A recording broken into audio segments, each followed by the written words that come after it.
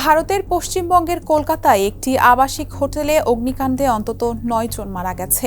তাদের মধ্যে ৬ জন পুরুষ, ২ জন নারী ও ১ জন শিশু রয়েছে। মঙ্গলবার রাত ২টার দিকে কলকাতার অন্যতম ব্যস্ত ও ঘনবসতিপূর্ণ এলাকা নিউ মার্কেটের কাছে মির্জা গালিব স্ট্রিটের হোটেল শিখাইনে এই আগুন লাগে।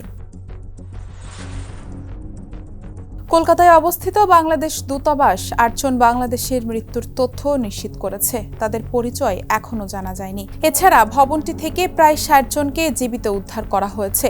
ফায়ার সার্ভিসের বরাত দিয়ে এনডিটিভি জানিয়েছে, মৃতদের মধ্যে অনেকে বাংলাদেশি নাগরিক। সংবাদ সংস্থা এএনআই জানিয়েছে, তারা চিকিৎসার জন্য কলকাতায় এসেছিলেন। এছাড়া নিহতদের মধ্যে অন্য একজনকে ঝাড়খণ্ডের বাসিন্দা হিসেবে শনাক্ত করা হয়েছে। এ ঘটনায় পুলিশ জানিয়েছে, হোটেলে ৩ তলায় রাত ২টা ৭ মিনিটে আগুন লাগে। আগুন ছড়িয়ে পড়ে অন্তত ৪টি ঘরে। আগুন দ্রুত আশেপাশের এলাকায় ছড়িয়ে পড়ার সাথে সাথে হোটেলের কক্ষগুলো ঘন কালো ধোঁয়ায় ভরে যায়। প্রাথমিক তদন্তের বরাতে এনডিটিভি জানিয়েছে, হোটেলটিতে ন্যূনতম অগ্নি নিরাপত্তা ব্যবস্থা ছিল না। এই ঘটনায় কলকাতা পুলিশ একটি মামলা করেছে। হোটেলের মালিক ও কর্মীরা পলাতক রয়েছেন।